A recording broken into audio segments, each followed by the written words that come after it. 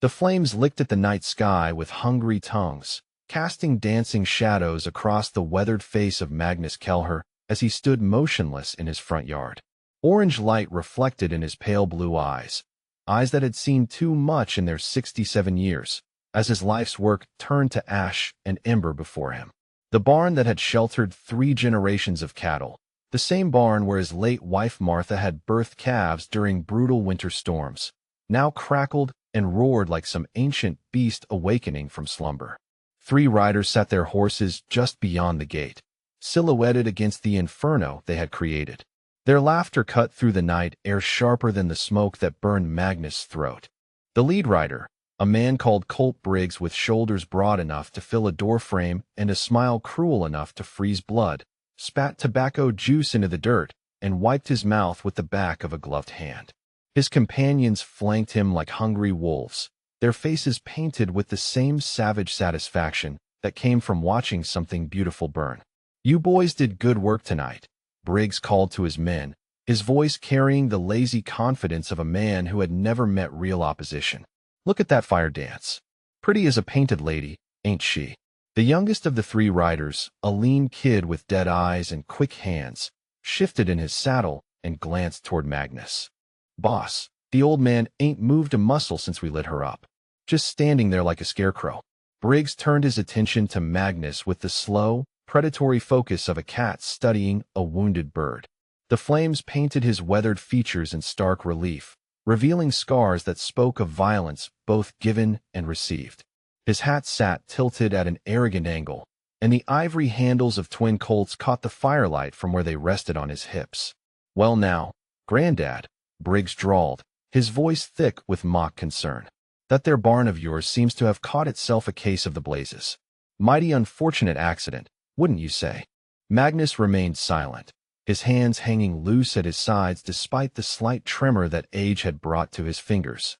His clothes were simple working man's attire, wool pants worn thin at the knees and a cotton shirt that had seen better decades. Nothing about his appearance suggested danger.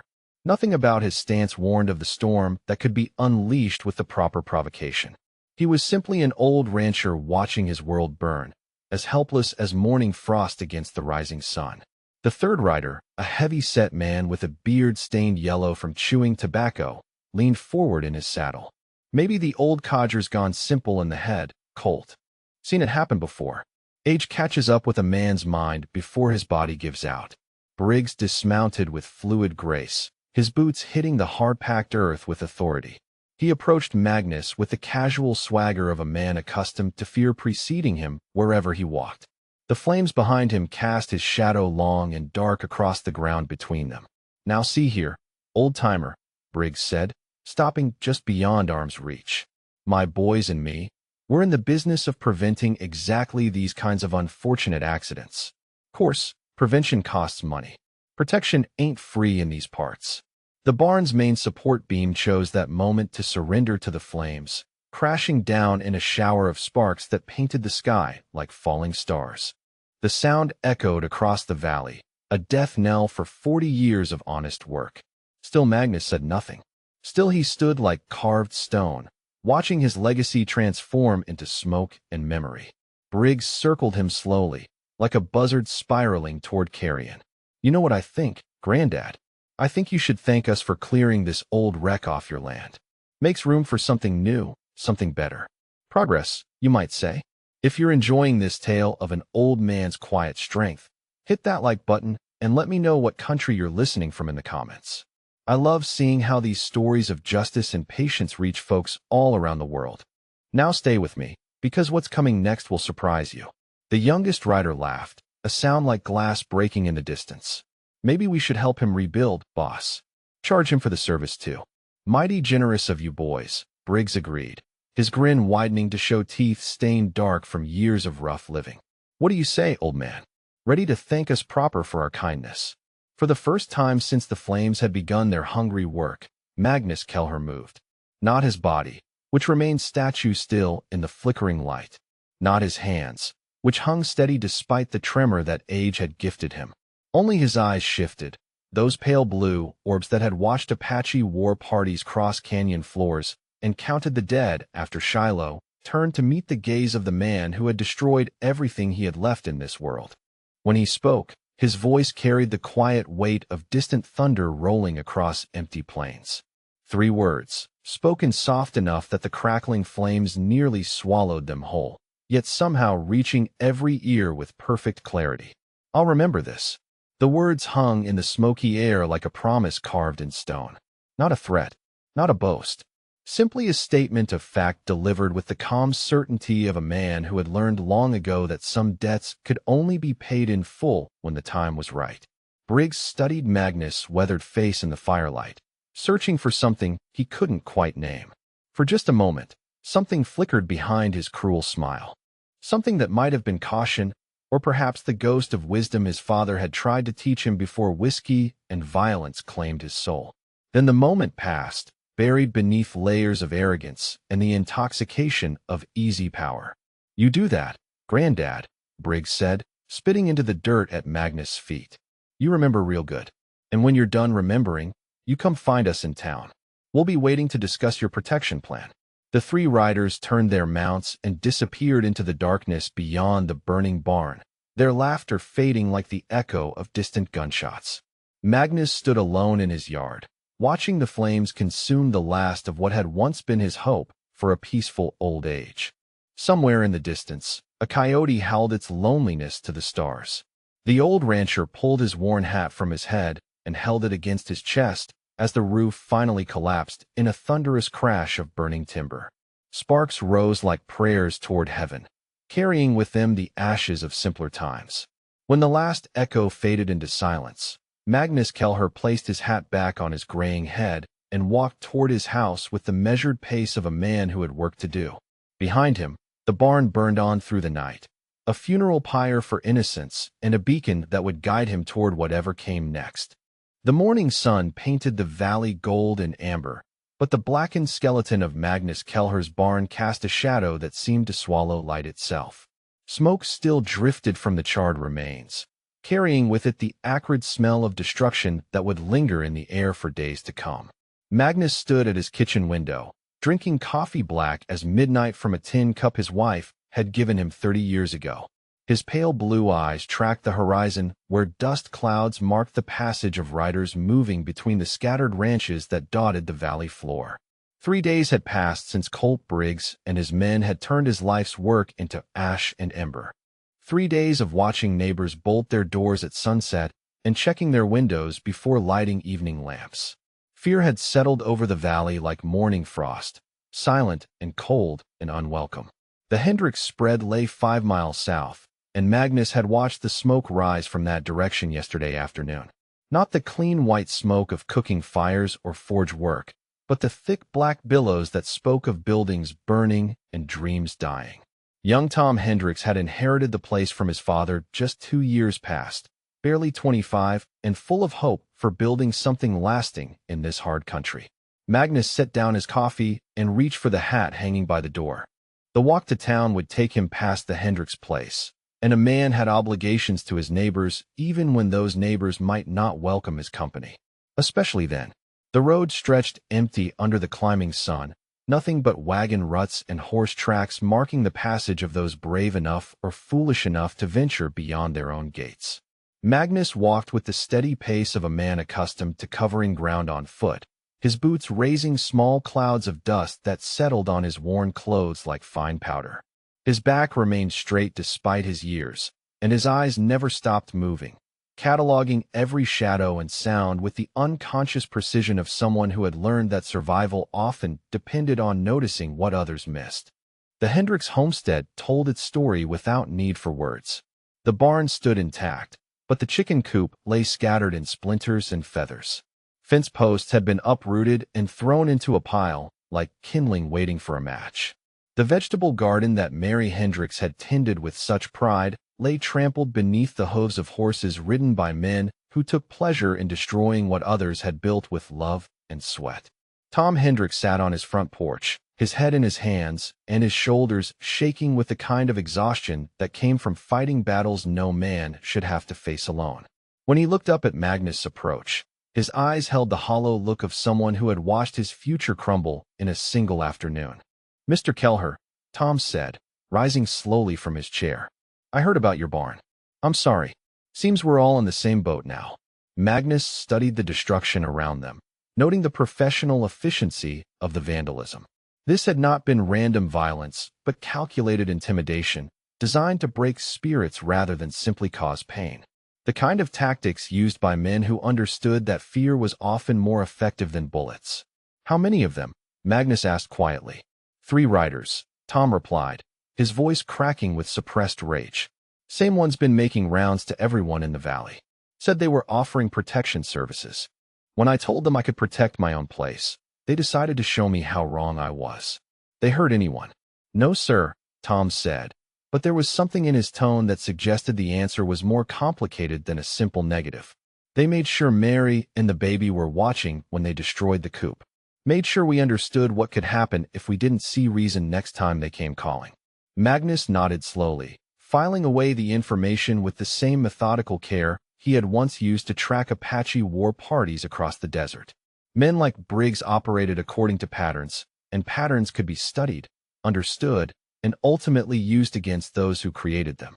The ride to town took Magnus through country he had known for 40 years, past landmarks that held memories of better times. The creek where he had taught his son to fish before cholera claimed the boy at age 12. The stand of cottonwoods where he had asked Martha to marry him on a spring morning when the world seemed full of promise. The hill where they had buried that same son, and where Martha's grave now waited for him beneath a simple stone marker. Millfield had grown since Magnus first arrived as a young cavalry scout carrying dispatches between the territorial forts. What had once been a collection of tents and temporary buildings now boasted a main street lined with permanent structures, a church with a real bell tower, and a school where children learned to read from books instead of scratching letters in the dirt with sticks. The general store occupied the largest building on the north side of the street, its false front painted white with blue trim that Martha had once declared the prettiest sight west of the Mississippi. Inside, shelves lined with goods from back east competed for space with locally made tools and supplies suited to frontier life. Walter Grimsby looked up from his ledger as Magnus entered, his round face creased with concern that seemed to have become permanently etched in the weeks since Briggs and his men had established themselves in the area. Walter had run the store for 15 years, building a reputation for fair dealing and honest prices that had earned him the trust of ranchers and townspeople alike. Magnus, Walter said, setting down his pen with obvious relief. Good to see you. Heard about your barn. Damn shame. Magnus removed his hat and nodded to the storekeeper. Walter, I'm needing some supplies. Of course, Walter replied, but his eyes kept darting toward the window, as if expecting unwelcome visitors. What can I get for you? Ammunition, Magnus said quietly. 44 caliber rifle cartridges. Box of 50. Also need 45 caliber revolver rounds. 2 boxes. Walter's eyebrows climbed toward his receding hairline. That's considerable firepower, Magnus. You planning on doing some serious hunting?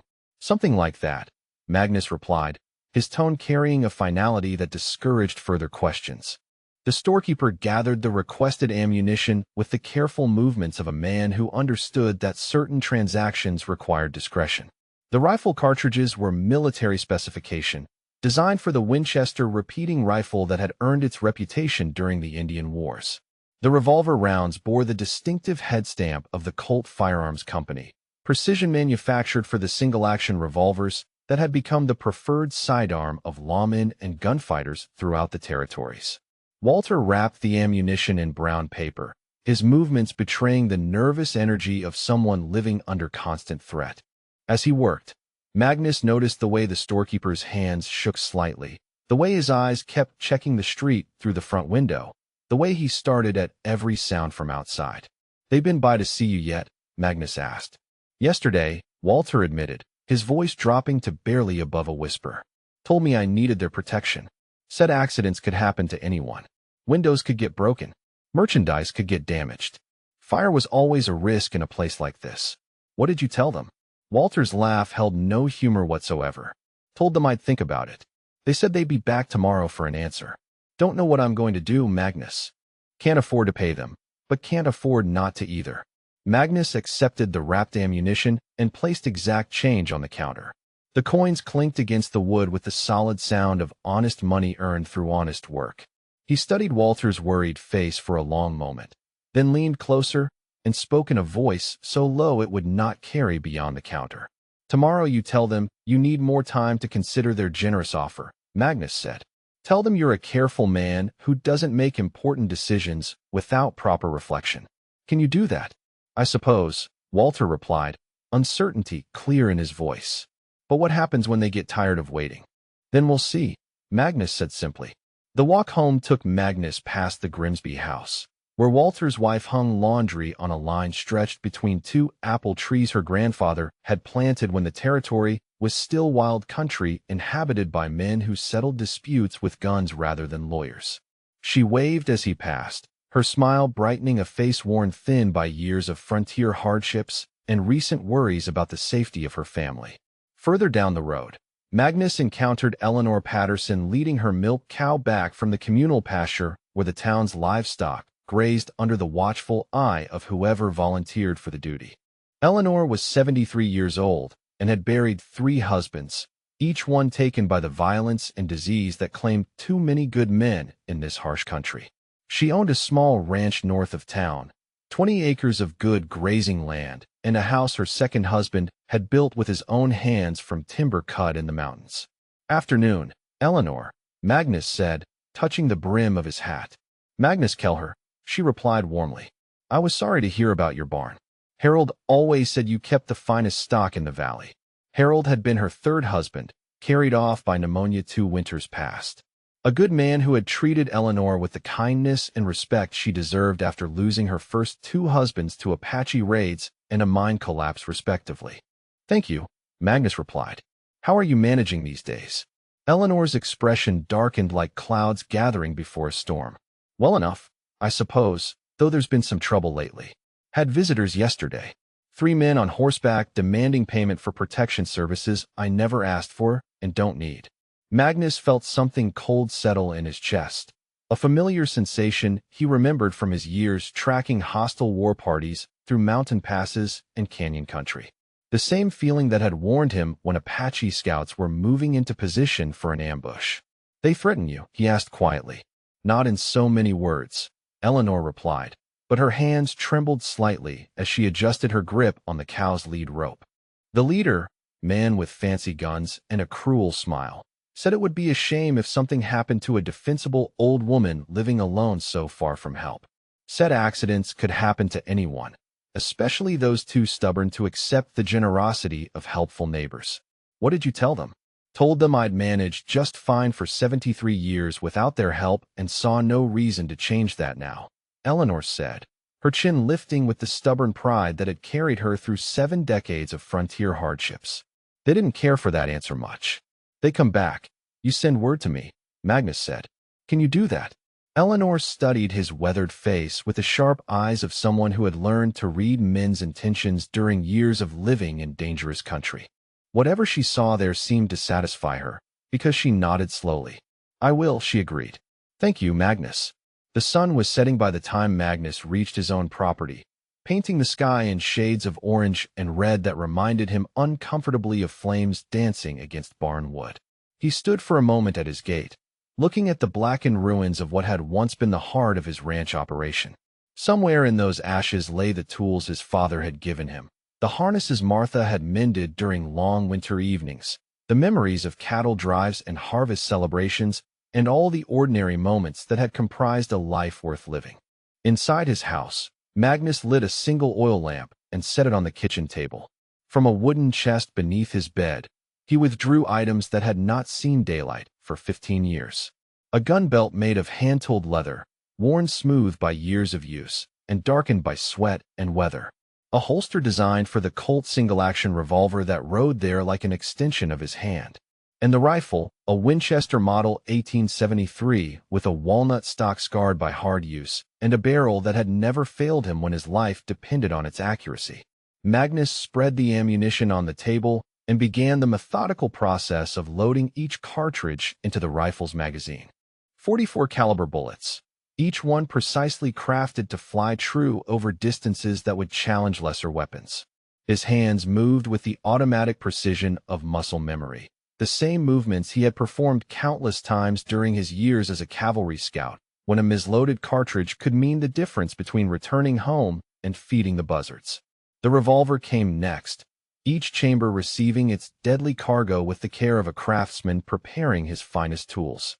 The weapon had been a gift from his commanding officer after the Battle of Apache Pass, recognition for services that had earned him a reputation as one of the most effective scouts in the Territorial Army. Magnus had carried it through campaigns against Geronimo and his warriors, through the long pursuit that had finally ended the Apache threat to peaceful settlement. When the weapons were loaded and the remaining ammunition stored in his saddlebags, Magnus sat back in his chair and allowed himself to remember Martha's face on their wedding day, radiant with happiness and hope for their future together. His son's laughter echoing across the valley during the brief years before disease claimed him. The friends and neighbors who had helped him build his barn, working together in the spirit of cooperation that had made civilization possible in this wild country. All of it threatened now by men who took pleasure in destruction and intimidation. Men who preyed on the weak and defenseless because they had never faced anyone capable of making them pay for their crimes. Magnus Kelher had spent 15 years trying to forget the man he had been during the Apache Wars. 15 years attempting to bury the skills that had made him one of the most feared scouts on the frontier. 15 years believing that peace was possible if a man was willing to turn away from violence and embrace the quiet satisfaction of honest work. Tomorrow, he would discover whether that man still existed beneath the farmer's clothes and peaceful intentions. Tomorrow, he would learn if the years had dulled the edge that had once made him legend among the men who fought to bring law to lawless territory. Outside, the wind carried the scent of ashes and the promise of storms approaching from the distant mountains. The morning stage from Tucson arrived with dust clouds trailing behind it like the wake of a ship crossing a desert sea. Magnus watched from the general store's front porch as passengers climbed down from the swaying coach, their faces bearing the weary expressions of travelers who had endured 3 days of bone-jarring travel across territory that remained stubbornly resistant to the comforts of civilization. Among the passengers was a young man wearing a deputy marshal's badge that caught the sunlight like a silver beacon. He moved with the careful awareness of someone trained to notice threats before they became problems, his hand resting naturally near the grip of his sidearm. The badge marked him as law enforcement, but his youth suggested inexperience that might prove dangerous in country where mistakes were often measured in graves rather than reprimands. Magnus studied the deputy's face as he gathered his belongings from the stagecoach, noting the strong jaw and clear eyes that spoke of determination tempered by intelligence. Something familiar stirred in the back of his memory, a resemblance that nagged at him like a half-remembered song heard in dreams. The young lawman's gaze swept the street with professional thoroughness before settling on Magnus with sudden intensity. His eyes widened slightly, and Magnus watched as recognition dawned across features that bore a striking resemblance to someone he had known during darker times in bloodier places. The deputy approached slowly, his movements careful and respectful in the manner of someone meeting a legend he had heard described but never expected to encounter in the flesh.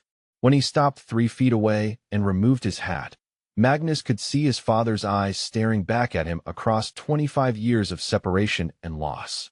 "Mr. Kelher," the young man said quietly, his voice carrying the slight tremor of someone struggling to believe what he was seeing. "Tom Harrison, deputy marshal out of Tucson. I think you knew my father." Magnus felt the years fall away like leaves from autumn trees as memory supplied the face that matched those familiar features. Captain William Harrison, 3rd Cavalry, Apache Scouts Division. A man who had ridden beside him through campaigns that had broken stronger men and left scars that went deeper than flesh could show. "Billy Harrison's boy," Magnus said softly, and something that might have been a smile touched the corners of his weathered mouth. "Last time I saw you, you were knee-high to a grasshopper playing with toy soldiers in the dust outside Fort Apache." Tom Harrison's face lit up with the kind of reverence usually reserved for saints and heroes. "My father told me stories about you my whole life growing up. Called you the finest scout who ever tracked Apache through the Dragoon Mountains. Said you could read sign where other men saw only empty desert. Your father was a good officer and a better man," Magnus replied. Sorry to hear about his passing. Tom nodded, his expression growing somber. Fever took him 3 winters ago. But before he died, he made sure I knew about the men who served with honor during the Apache campaigns. Your name was always at the top of that list. Magnus shifted uncomfortably under the young man's admiring gaze. That was a long time ago, son. Different man in a different world. But Tom Harrison was not finished with his remembering. He told me about the time you tracked Geronimo's war party for 6 days through country so rough the Apache thought no white man could follow. Said you brought back intelligence that saved 3 settlements from massacre. Told me about the Battle of Skeleton Canyon, when you held off 20 warriors with nothing but a rifle and determination until reinforcements arrived. The memories came flooding back despite Magnus' attempts to keep them buried beneath years of peaceful ranching. The taste of alkali dust in his throat during endless pursuit of raiders who struck like lightning and vanished like smoke. The weight of responsibility for lives that depended on his ability to read the landscape like scripture and interpret every broken twig as a message written in blood. The faces of settlers he had saved and the faces of those he had arrived too late to help. Your father ever tell you why they called me the Gray Wolf? Magnus asked quietly. Tom's expression grew even more respectful. Said it was because you hunted alone and never gave up once you caught a scent. Said Apache warriors would rather face a cavalry charge than have you tracking them through the mountains. Magnus studied the young deputy's earnest face and made a decision that would have consequences reaching far beyond this moment. Tom, walk with me. There are things your father might not have told you. Things a man needs to understand before he starts believing in legends. They walked together down the dusty street toward the small cemetery that occupied a hill overlooking the town. White headstones marked the final resting places of those who had chosen to make their stand in this harsh country, their names carved in stone testament to the price of building civilization in a land that yielded nothing without a fight. The Apache Wars lasted 15 years, Magnus said as they climbed the gentle slope between the graves. 15 years of tracking war parties across country that could kill a man just by being there. Your father commanded the 3rd Cavalry Scout Division, and I was his chief tracker for the last 8 years of that conflict. Tom listened with the rapt attention of someone hearing scripture read aloud for the first time. Magnus paused beside a weathered headstone bearing the simple inscription Martha Kelher, beloved wife, 18311-885. During those 8 years, Magnus continued, his voice taking on the flat tone of a man reciting facts rather than memories. I was responsible for locating and engaging hostile Apache forces that threatened civilian settlements. The Army kept records of such things. Official count was 31 confirmed kills, all in direct defense of innocent lives. Tom's eyes widened at the number, and Magnus saw him trying to reconcile the quiet rancher standing beside him with a man capable of such deadly efficiency. Every one of those men died because they chose to make war on families trying to build homes in this territory, Magnus said, kneeling beside his wife's grave and removing his hat. Every one of them died because someone had to stand between predators and their prey. Your father understood that. He understood that some men choose to be wolves, and when they do, other men have to choose whether to be sheep or sheepdogs. Magnus reached into his coat and withdrew a small leather pouch that contained items he had not looked at in 15 years. A cavalry insignia worn smooth by handling, a medal for distinguished service in Indian campaigns, and a photograph of himself in uniform, standing beside men whose names were carved on headstones in military cemeteries across the territory. Tom Harrison stared at the photograph with the expression of someone seeing proof that legends could be real. The face in the picture was younger and harder than the one before him, but the eyes were unmistakably the same. Eyes that had seen too much death and dealt too much of it themselves. After Martha died, Magnus said, returning the items to their pouch and placing his hat back on his head, I decided that part of my life was over. Hung up my guns and tried to become the kind of man she would have wanted me to be. 15 years of peace. 15 years of believing that violence could be left behind like an old coat too worn to wear anymore. But now, Tom said quietly, understanding beginning to dawn in his voice. Now there are men in this valley who prey on the weak and helpless, Magnus replied. Men who burn barns and terrorize widows and believe that fear gives them the right to take whatever they want from whoever cannot stop them. Magnus stood slowly, his knees protesting the movement, but his back remaining straight as a cavalry saber. When he turned to face Tom Harrison, the young deputy saw something that made him take an involuntary step backward. The transformation was subtle but unmistakable, like watching a wolf shed its sheepskin disguise.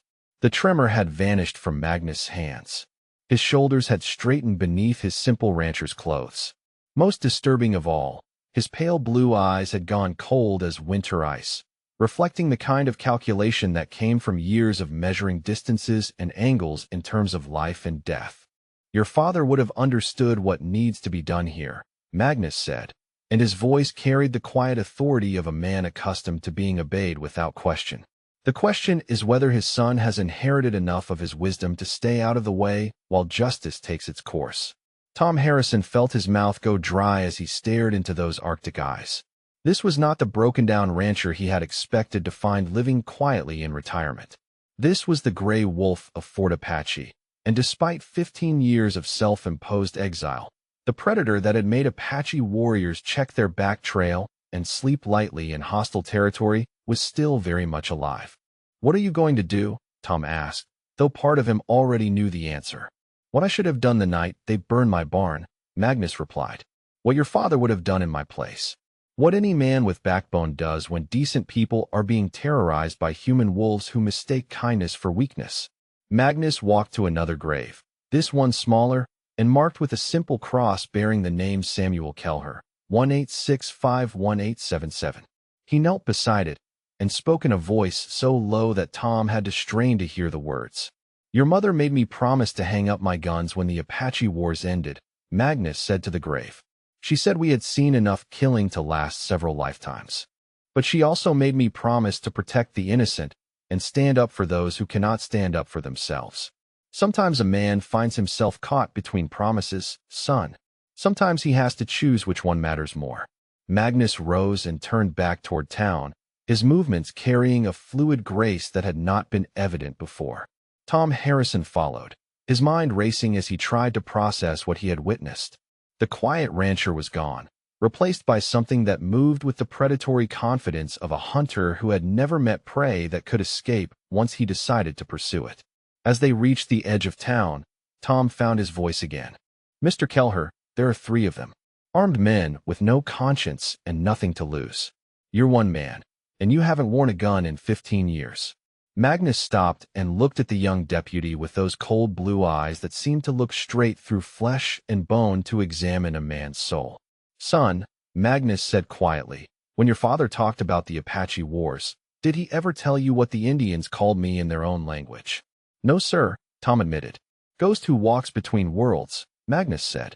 "Because I could move through their country without being seen or heard. Because I appeared where they did not expect me to be. Because when I decided a man needed killing, that man died no matter how far he ran or how well he hid."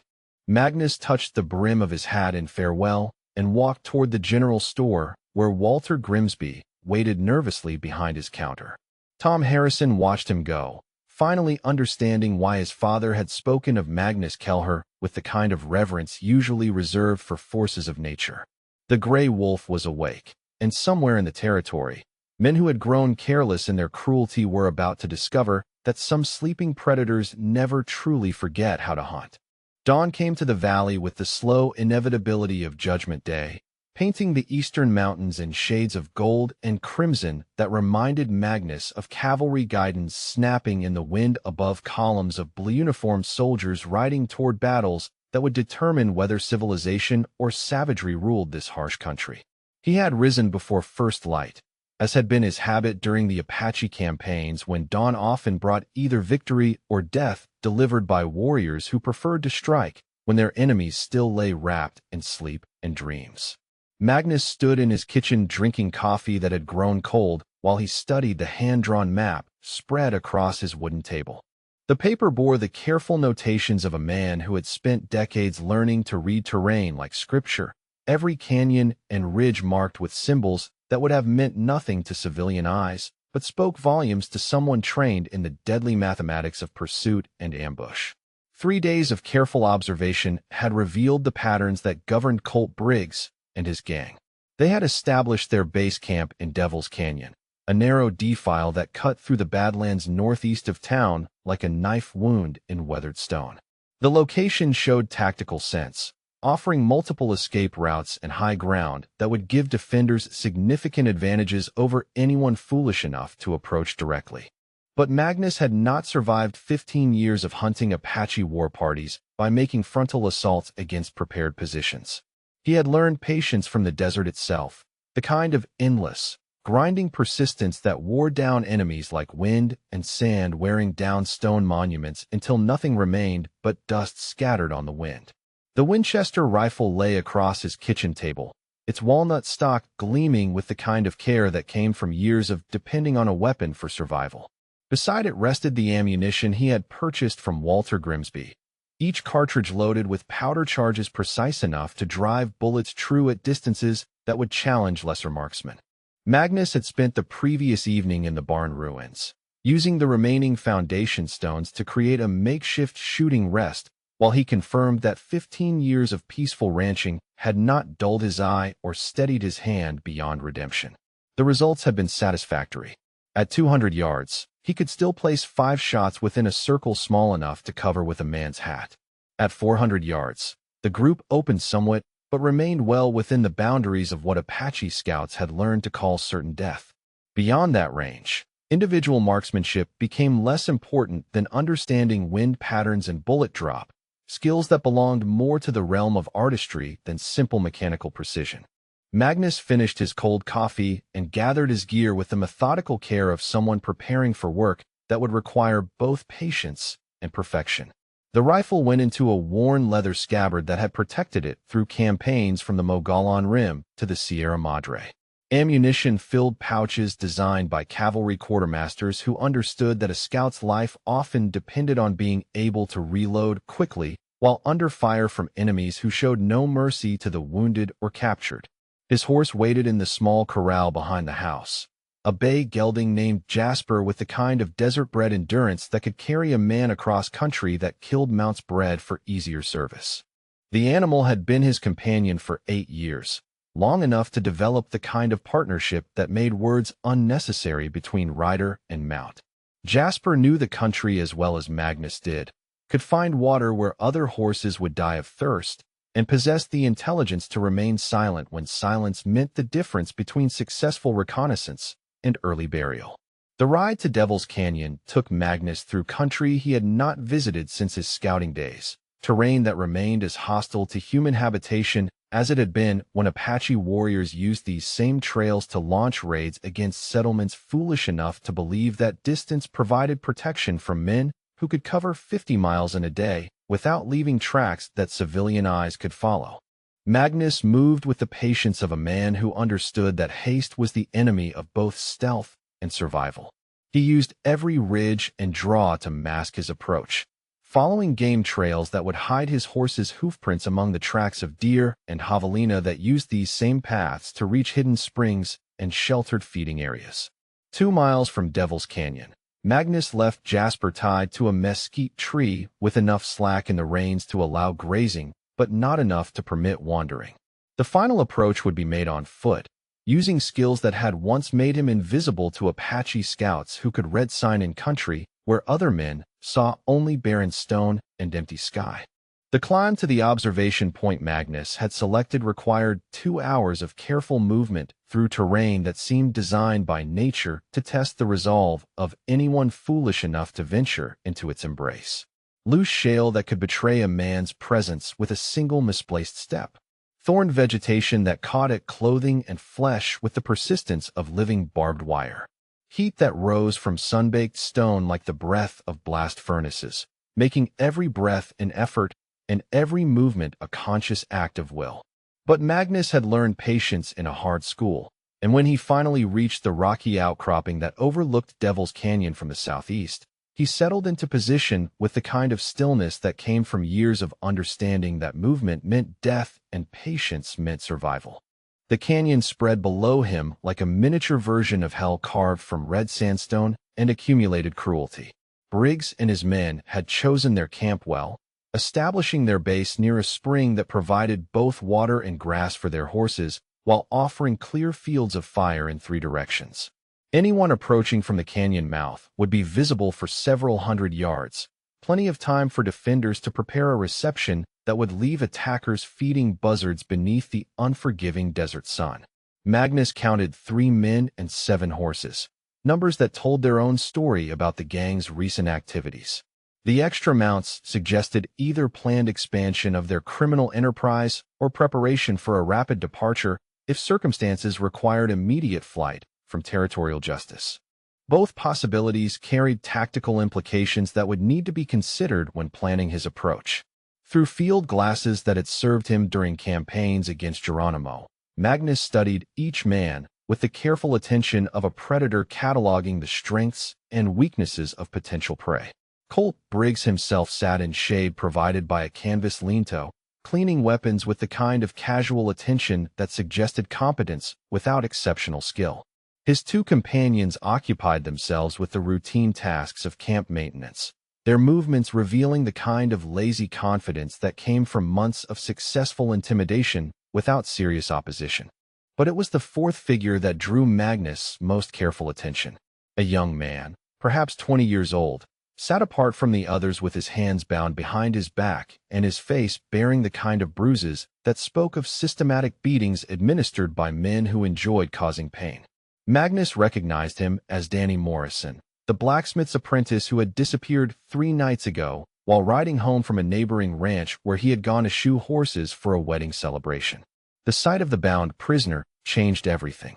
What Magnus had planned as a campaign of gradual pressure designed to force the outlaws into tactical mistakes now became something more immediate and dangerous. Young Danny Morrison did not have time for patient siege warfare or psychological operations designed to break enemy morale through weeks of steady harassment.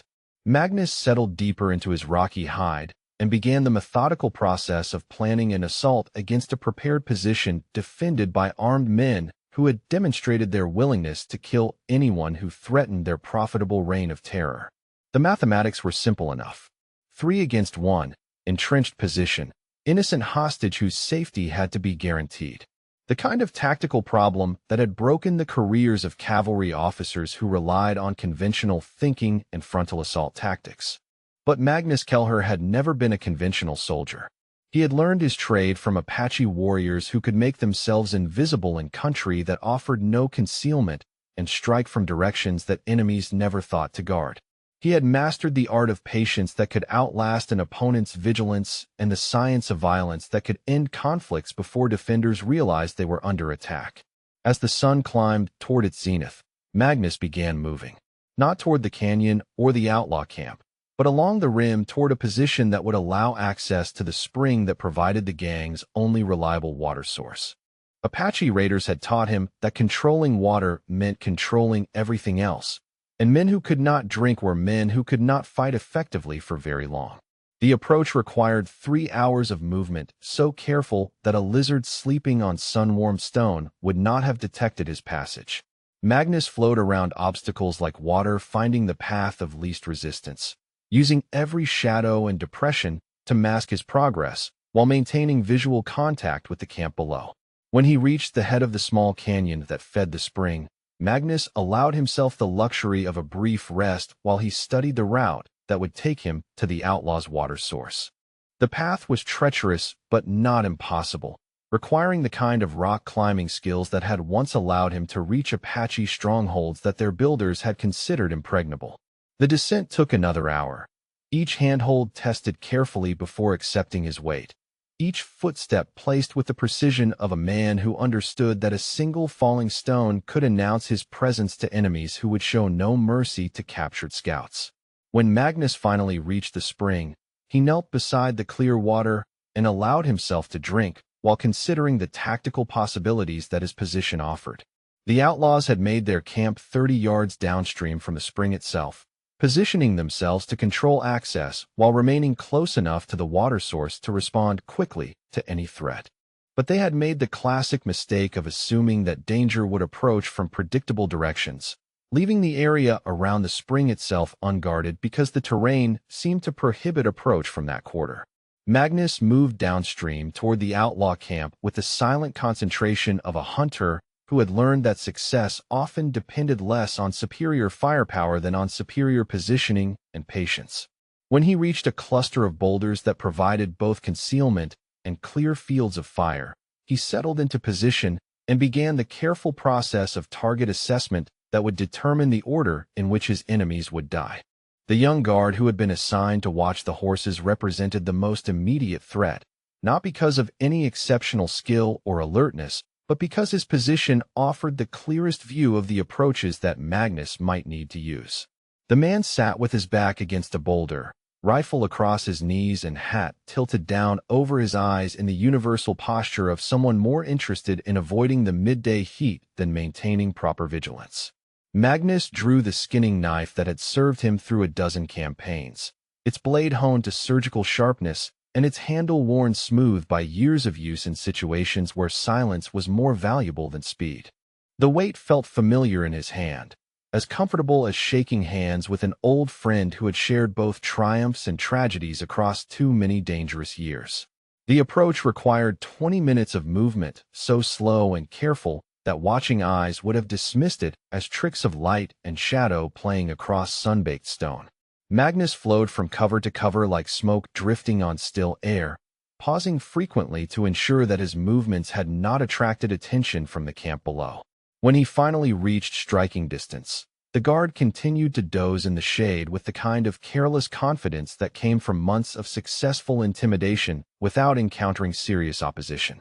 Magnus studied the man's positioning, noting the angle of his neck and the location of vital arteries that could be severed quickly and quietly. The strike came with the swift precision of a rattlesnake hitting its prey. Magnus' left hand covered the guard's mouth while his right hand drew the knife across the man's throat with the kind of surgical precision that came from years of understanding exactly how much force was required to sever windpipe and arteries without allowing time for outcry or struggle. The guard's eyes opened wide for just a moment, long enough to register surprise and the beginning of understanding, before consciousness faded into the darkness that claimed men who chose to prey on the innocent and defenseless. Magnus lowered the body gently to avoid any sound that might alert the remaining outlaws, then began the methodical process of scattering their horses across country that would require hours of tracking to recover. 7 mounts represented mobility and escape options that could not be allowed to remain available to men who had demonstrated their willingness to kill innocent people in pursuit of their criminal enterprises. Magnus drove the animals toward different points of the compass, using techniques learned from Apache raiders who could scatter cavalry horses across miles of desert in minutes and leave pursuing soldiers stranded afoot in country that killed men who lacked adequate transportation.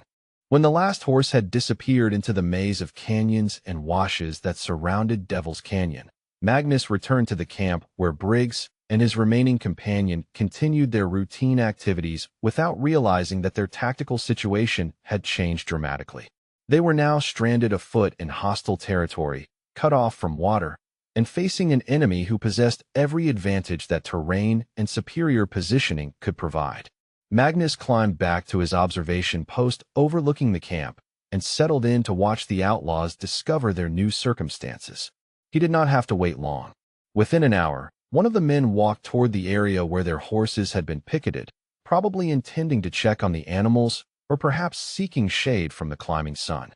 The man's shouts of alarm brought his companions running, their voices carrying clearly across the stone-walled canyon as they realized the magnitude of their situation. 7 horses vanished without a trace, their guard missing from his post. No sign of struggle or indication of how either disaster had befallen them. Magnus watched Colt Briggs pace the confines of their camp like a caged wolf, his voice rising as he demanded answers that neither of his remaining men could provide. Through field glasses, Magnus could see the first hints of fear beginning to replace the arrogant confidence that had characterized the gang leader's demeanor during their previous encounters. As the afternoon wore on and the outlaws' situation became increasingly desperate, Magnus decided to provide them with information that would help focus their attention on the reality of their circumstances. From his coat pocket, he withdrew a small leather case that contained items he had not touched in 15 years. The cavalry badge was tarnished with age but still clearly identifiable as belonging to the 3rd Cavalry Regiment, Apache Scouts Division. Beside it lay a folded paper bearing his military service record, signed by commanding officers who had learned to trust his abilities even when they could not understand the methods that produced such consistently successful results. Magnus made his way carefully down into the canyon, using the same routes and techniques that had allowed him to approach undetected earlier. When he reached the area near the spring where the outlaws would be forced to venture if they hoped to obtain water, he selected a prominent boulder and carefully pinned his old cavalry badge to its surface where it would be immediately visible to anyone approaching the spring. The effect was everything Magnus had hoped it would be. Within an hour, thirst drove one of the outlaws toward the water source despite their growing awareness that they were being hunted by someone possessing skills that exceeded their own. The man's shouts brought his companions running, and Magnus watched through field glasses as Colt Briggs studied the badge with the kind of dawning horror that came from recognizing symbols associated with legends he had hoped never to encounter personally. As evening approached and shadows began to gather in the canyon's depths, Magnus allowed himself to appreciate the tactical situation that patient planning had created. 3 men stranded without transportation in hostile territory, cut off from their water source, facing an enemy they could not see or locate, but who possessed demonstrated ability to strike without warning. But most importantly, they now knew they were being hunted by the Grey Wolf of Fort Apache, a name that carried enough weight in frontier legend to transform confident predators into nervous prey wondering when and how death would finally claim them. Magnus settled into his rocky hide to wait for full darkness when the real hunting would begin. Darkness fell over Devil's Canyon like a funeral shroud, bringing with it the kind of absolute blackness that city dwellers never experienced, but which had been Magnus Kelher's most trusted ally during 15 years of hunting men who believed shadows could hide them from frontier justice.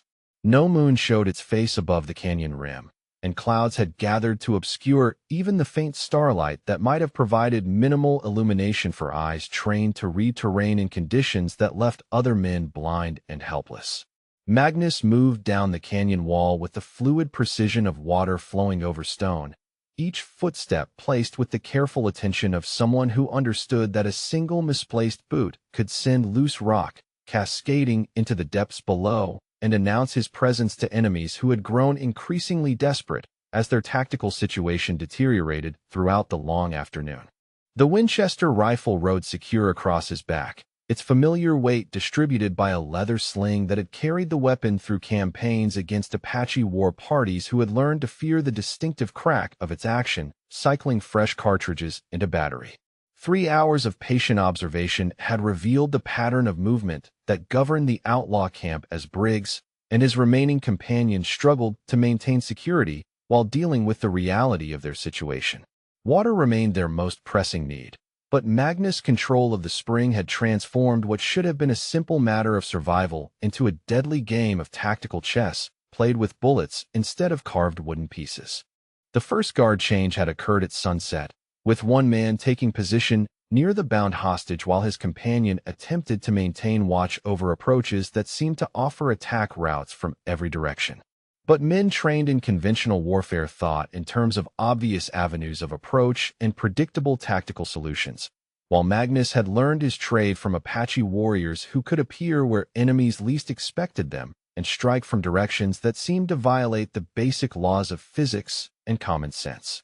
Danny Morrison sat tied to a boulder near the center of the camp, his young face bearing fresh bruises that spoke of systematic beatings administered by men who took pleasure in causing pain to those unable to defend themselves. The sight filled Magnus with the kind of cold rage that had once driven him to pursue Apache raiders across hundreds of miles of desert until every member of their war party fed buzzards beneath the unforgiving territorial sun. But rage without discipline was merely another form of stupidity, and Magnus had learned patience in a school where graduation was measured in terms of survival rather than academic achievement.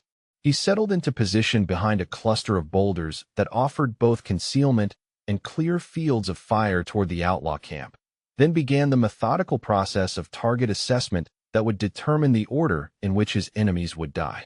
The younger outlaw, a thin man with nervous habits and eyes that darted constantly toward shadows that might conceal approaching death, represented the more immediate threat despite his obvious inexperience with serious combat.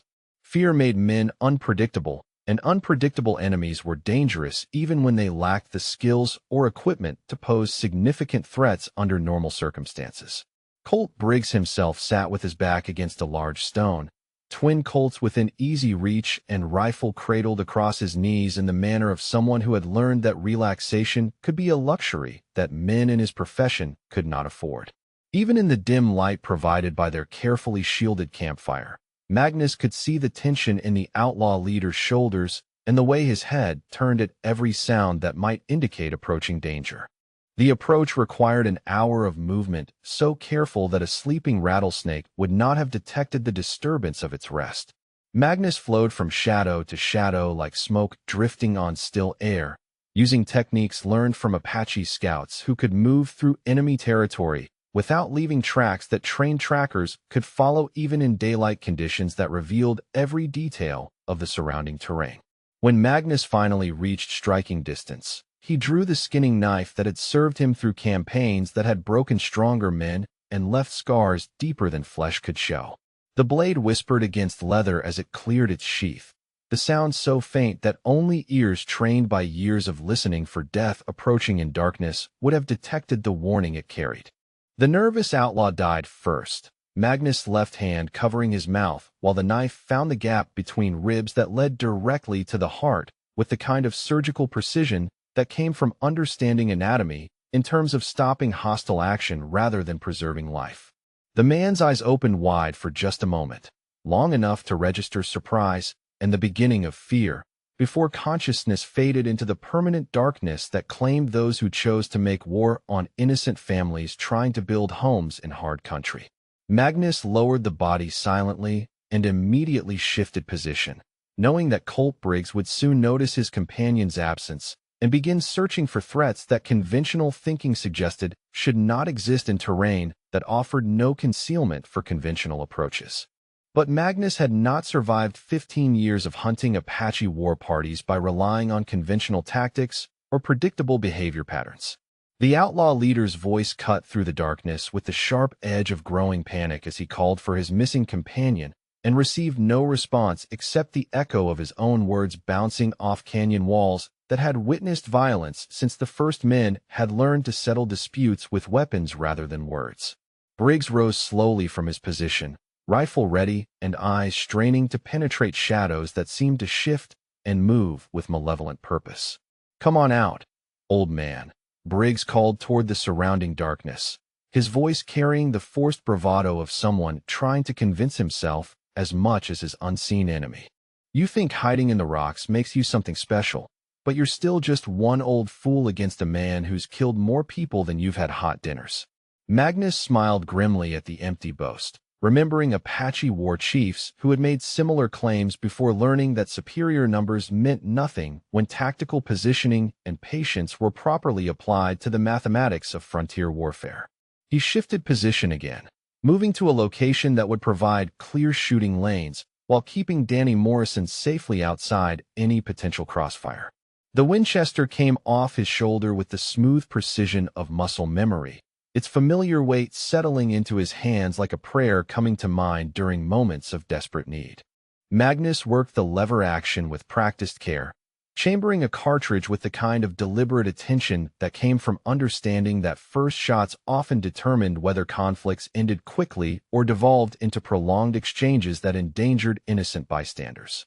"Your friend Jake won't be answering any more calls," Magnus said quietly, his voice carrying easily across the narrow canyon despite its conversational tone. "Neither will your horse guard. You're alone now, Briggs. Alone and afoot in country that kills men who lack the skills to survive without help." Briggs spun toward the sound of Magnus' voice, rifle coming up in a smooth motion that suggested competence, if not exceptional skill.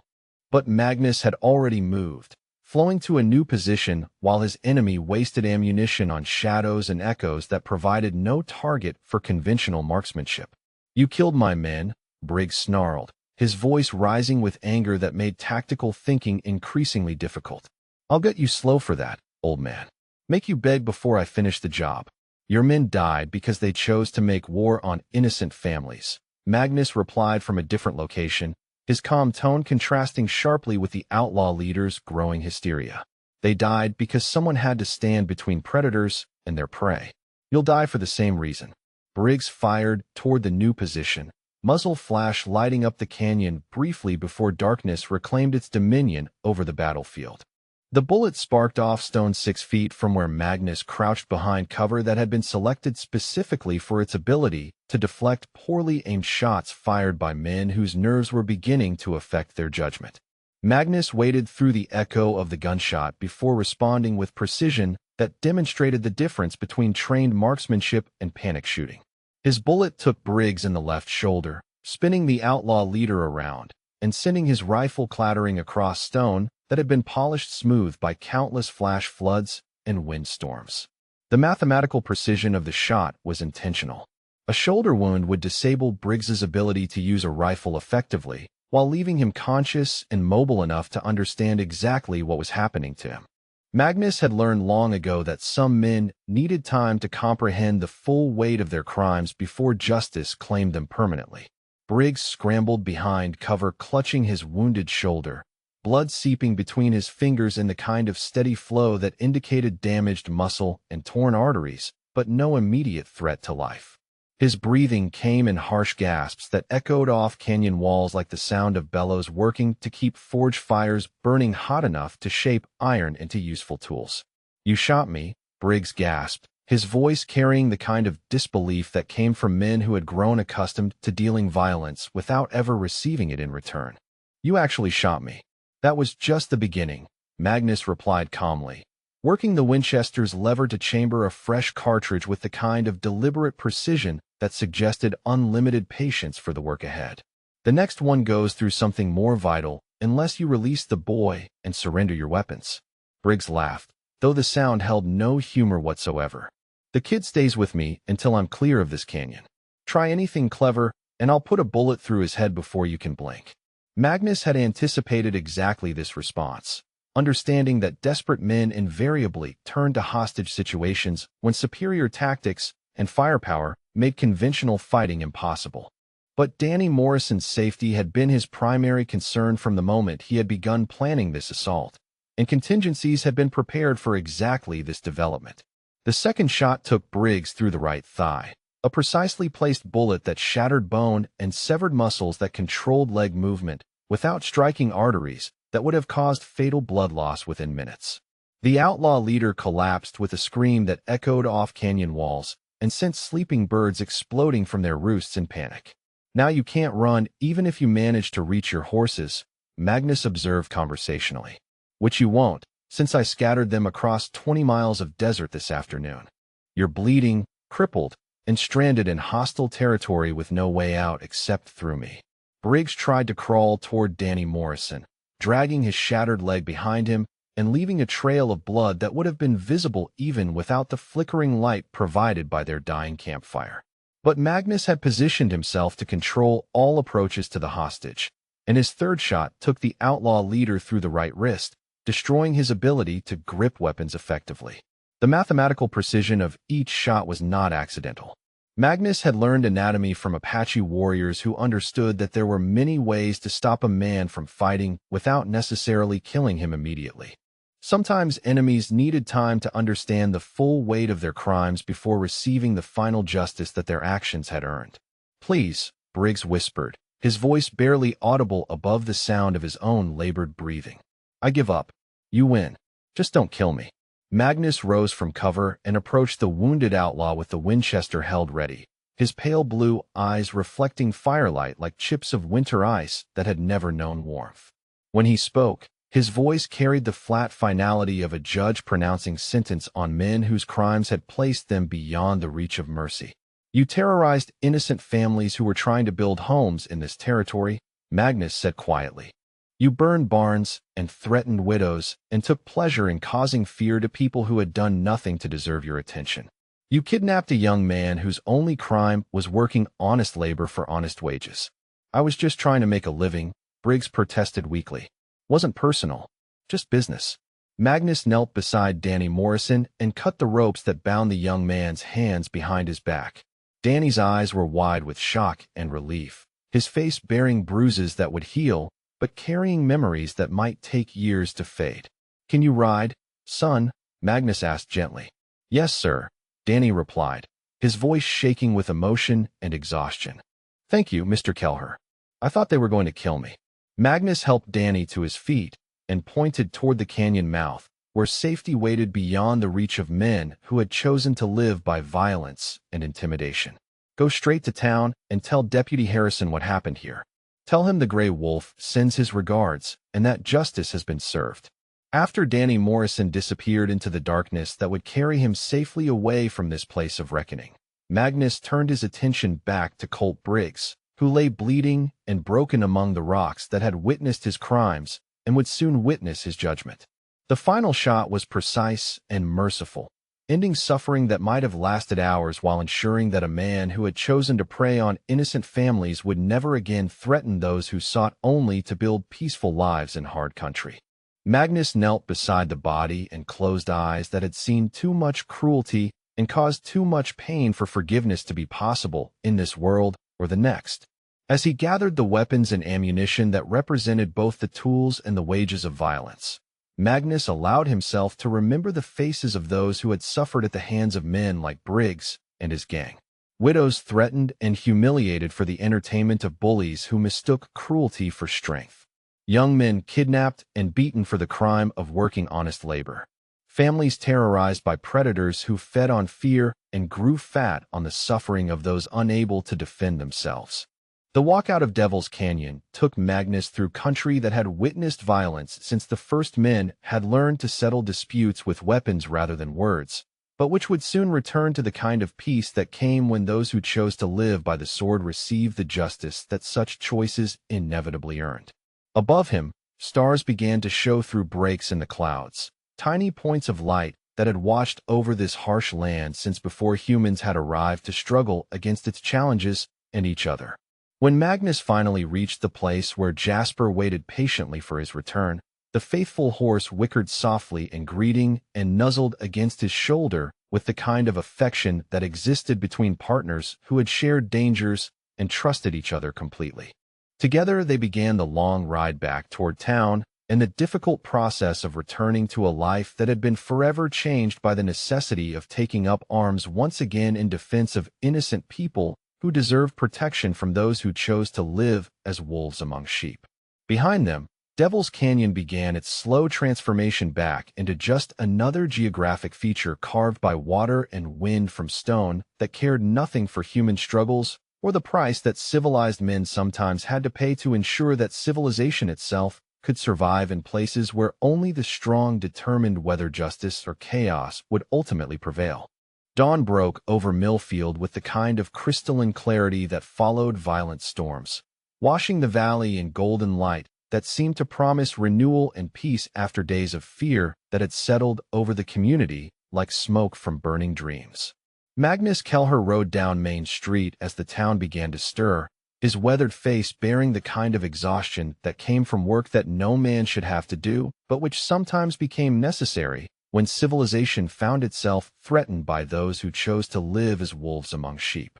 Danny Morrison had reached town 3 hours before sunrise, his horse lathered with sweat and his young face still pale with shock from his ordeal in Devil's Canyon.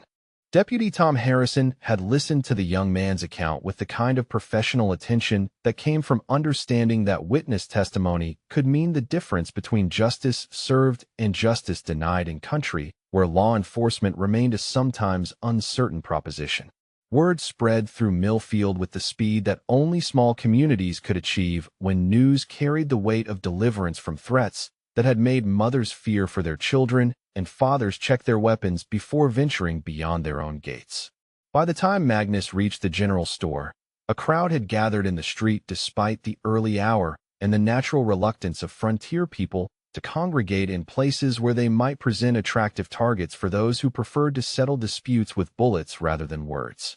Walter Grimsby emerged from his store with the kind of relieved smile that Magnus had not seen on the storekeeper's face since Colt Briggs and his gang had begun their reign of terror over the valley's peaceful residents. Behind Walter came his wife Helen, her eyes bright with tears of gratitude that she seemed unable or unwilling to hold back despite the public nature of their meeting. "Magnus," Walter called out, his voice carrying clearly across the street despite its emotional undertone. "Danny Morrison told us what you did, told us how you saved his life, and put an end to those animals who were terrorizing everyone in the valley."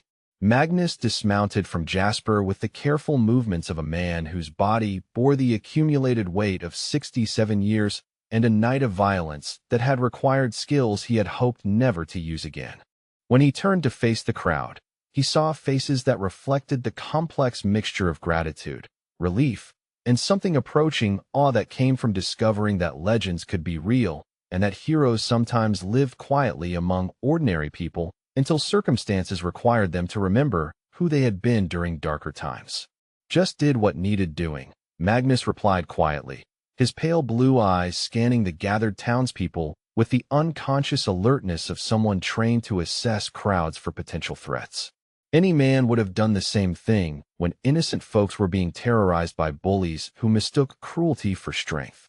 But Tom Harrison stepped forward from the crowd, his deputy's badge catching the morning sunlight, and his young face bearing the kind of respect that came from witnessing legends emerge from retirement when duty called them back to service. The young lawman carried a canvas bag that clinked with the distinctive sound of coins and metal objects striking against each other. "Mr. Kelleher," Tom said formally, "we found more than just the gang's weapons and ammunition up in Devil's Canyon. Found this too. Money and property stolen from folks all over the valley. Looks like Briggs and his men had been collecting more than just protection money from their victims."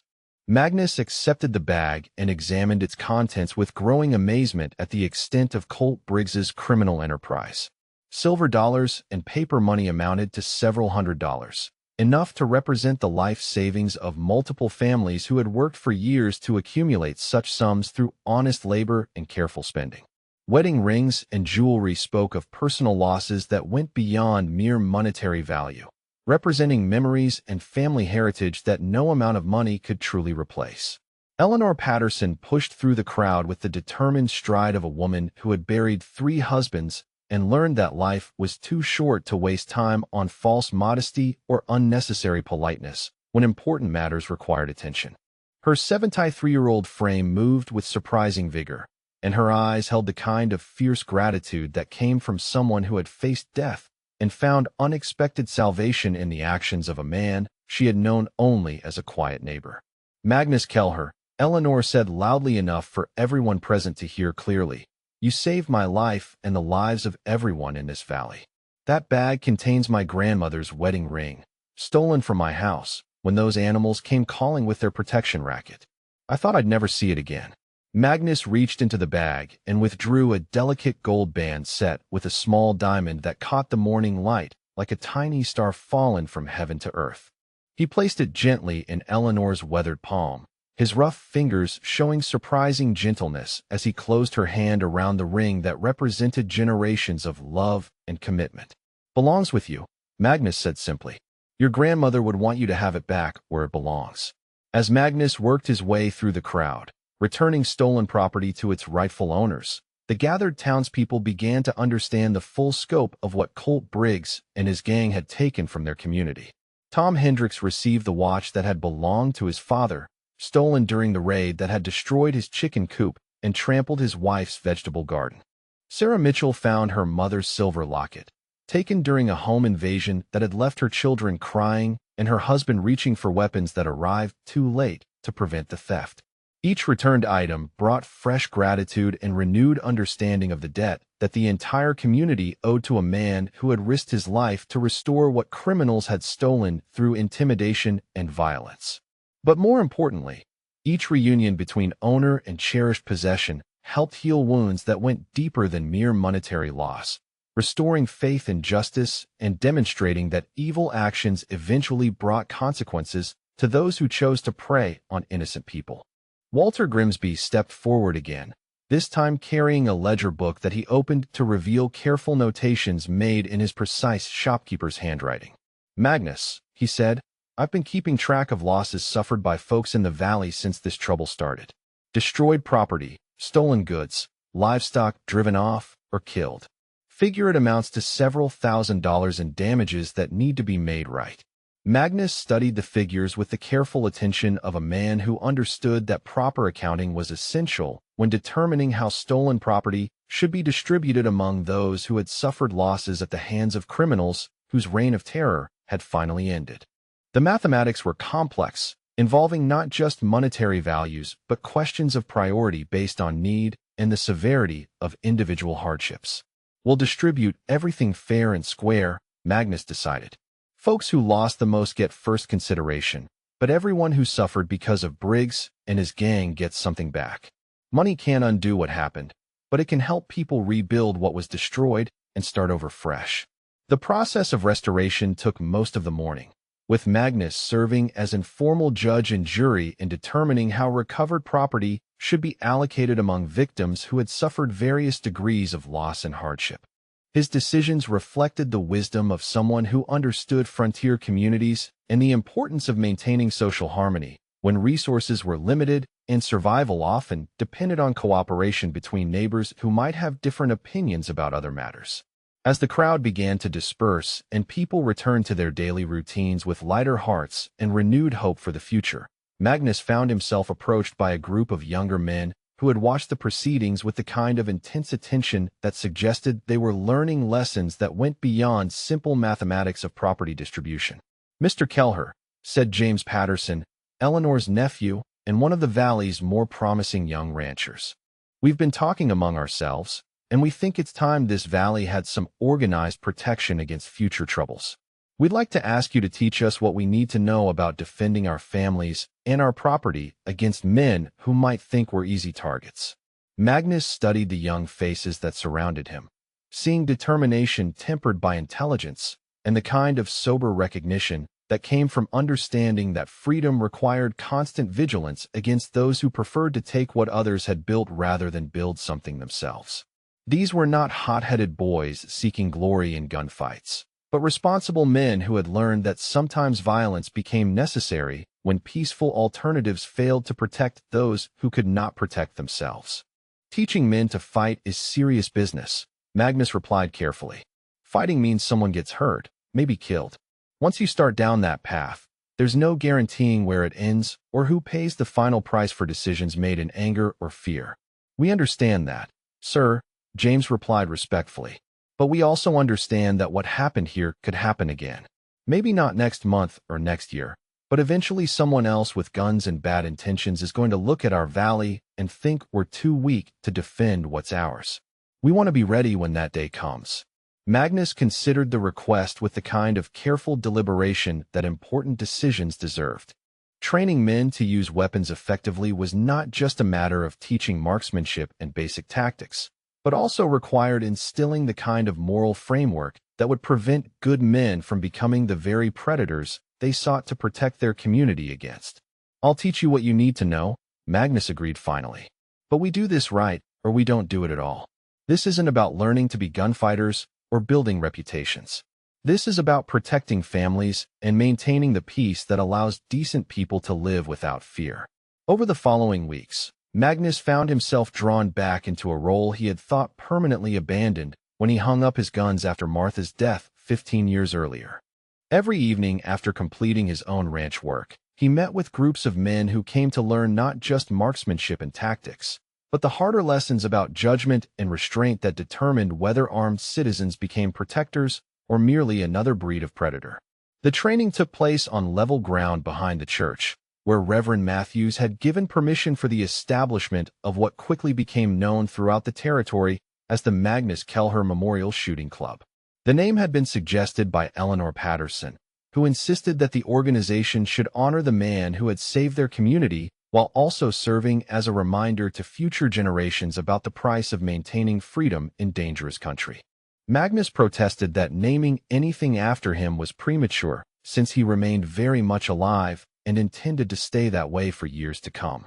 But Eleanor possessed the kind of determined stubbornness that had carried her through 73 years of frontier hardships, and she simply replied that some things were too important to wait for convenient timing. As autumn arrived and the first snows began to dust the mountain peaks that surrounded their valley, Magnus stood in his rebuilt barn and marveled at what community cooperation could accomplish when people worked together toward common goals. The new structure was larger and stronger than the original, built with lumber donated by Tom Hendricks and hardware provided by Walter Grimsby at cost rather than the inflated prices that frontier merchants sometimes charged when supply shortages gave them opportunities for extra profit. The raising had taken place on a crisp October morning when the entire valley had turned out to help their neighbor rebuild what violence had destroyed. Women brought food and children brought laughter, while men brought tools and strong backs willing to work until the job was finished. By sunset, Magnus had found himself the owner of a barn that was not just a replacement for what he had lost, but an improvement that would serve his needs for years to come. Martha would have loved this, Magnus thought as he ran his hand along timbers still fragrant with pine sap and honest sweat. She always said that the best things in life were built by people working together instead of against each other. Winter passed quietly in the valley, with families gathering around fires that burned without fear of men who might be watching from the darkness beyond their windows.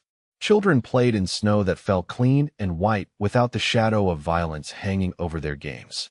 Women visited neighbors without checking the horizon for dust clouds that might herald the approach of unwelcome riders carrying demands backed by threats. Spring brought new growth to gardens that had been trampled and new hope to hearts that had learned to expect the worst from strangers riding through country where law enforcement remained a sometimes uncertain proposition. But it also brought visitors who carried news from other parts of the territory, including stories about communities that had heard about Millfield's success in dealing with organized criminals and wanted to learn how they might apply similar solutions to their own problems. Deputy Tom Harrison found himself fielding requests from lawmen as far away as Santa Fe and Denver, all asking for information about the methods that had been used to eliminate the Colt Briggs gang, without requiring intervention from territorial authorities who were stretched too thin across too much dangerous country to provide reliable protection for isolated communities. Magnus declined most invitations to travel and share his knowledge with other communities, explaining that his teaching obligations in Millfield required his full attention and that his traveling days had ended when he decided to hang up his Scouts gear in favor of rancher's tools. But he did agree to write detailed letters describing training methods and tactical principles that could be adapted to local conditions by men who possessed the intelligence and determination necessary to protect their families without becoming threats to innocent neighbors. As summer returned to the valley and the first anniversary of the Devil's Canyon confrontation approached, Magnus found himself standing once again beside Martha's grave in the small cemetery that overlooked Millfield from its hilltop position. The headstone remained exactly as it had been for 15 years, simple granite bearing her name and dates with the inscription "Beloved Wife" that said everything necessary about a relationship that had been the foundation of his adult life. "I kept my promises to you, Martha," Magnus said quietly, his voice carrying easily in the still air that surrounded the cemetery like a protective embrace. "Hung up my guns when the Apache Wars ended, just like you asked. Built a life based on peace instead of violence. But when innocent folks needed protection from predators, I did what you would have wanted me to do. Stood up for those who couldn't stand up for themselves." A gentle breeze stirred the flowers that someone had left on Martha's grave. Probably Eleanor Patterson or one of the other women in town who made sure that those who had passed on were not forgotten by those who remained to carry on their memory. Magnus smiled at the gesture, understanding that his wife's grave had become something of a shrine to the idea that love could survive death, and that promises made in life retained their power to guide decisions long after the one who had inspired them was beyond earthly concerns. The sun was setting over the western mountains when Magnus finally left the cemetery and walked back toward town, where lights were beginning to appear in windows that had once been shuttered tight against fears that no longer haunted the valley's peaceful residents. Children played in streets where their parents no longer worried about strangers who might view young lives as leverage to be used against families who possessed property or resources worth stealing. At the general store, Walter Grimsby was closing up for the evening while his wife swept the front porch and arranged merchandise displays that would greet tomorrow's customers with evidence of prosperity and hope for continued growth. They waved as Magnus passed, their faces reflecting the kind of contentment that came from being able to plan for the future without constantly looking over their shoulders for threats that might emerge from the darkness beyond their community's protective boundaries. The Magnus Kelher Memorial Shooting Club was conducting its weekly meeting in the field behind the church, where 24 men practiced marksmanship and tactical exercises under the supervision of instructors who had learned their lessons from someone who had never lost a student to enemy action during 15 years of teaching frontier survival skills. The sound of disciplined gunfire echoed across the valley like a promise that this community would never again be helpless in the face of predators who mistook kindness for weakness. Magnus paused to watch the training session, noting with satisfaction that his students had absorbed not just the technical aspects of marksmanship, but also the more important lessons about judgment and restraint that separated protectors from mere killers. These men would defend their families and their community when defense became necessary, but they would not become the kind of threat that required other communities to organize their own defensive measures. As Magnus finally reached his own property and saw his rebuilt barn standing strong and secure in the gathering twilight, he allowed himself to feel something that had been absent from his life since the night Colt Briggs and his gang had turned his world to ash and ember. Peace. Not just the absence of conflict, but the deeper satisfaction that came from knowing that his actions had made the world a slightly better place for those who deserved protection from those who chose to live as wolves among sheep. The gray wolf of Fort Apache had completed his final hunt, and the valley was safe for families who wanted nothing more than the chance to build peaceful lives in country that offered both great challenges and greater rewards to those willing to meet those challenges with courage, determination, and the knowledge that some things were worth fighting for when fighting became the only alternative to surrender. If you enjoyed this tale of hidden strength rising to protect the innocent, please like this video and subscribe to our channel for more stories of frontier justice and the courage that built our great nation. We bring you tales of ordinary people who found extraordinary strength when their communities needed them most. Until next time, remember that legends are not born from fame or glory, but from the quiet determination to stand up for what's right when standing up requires everything you have to give.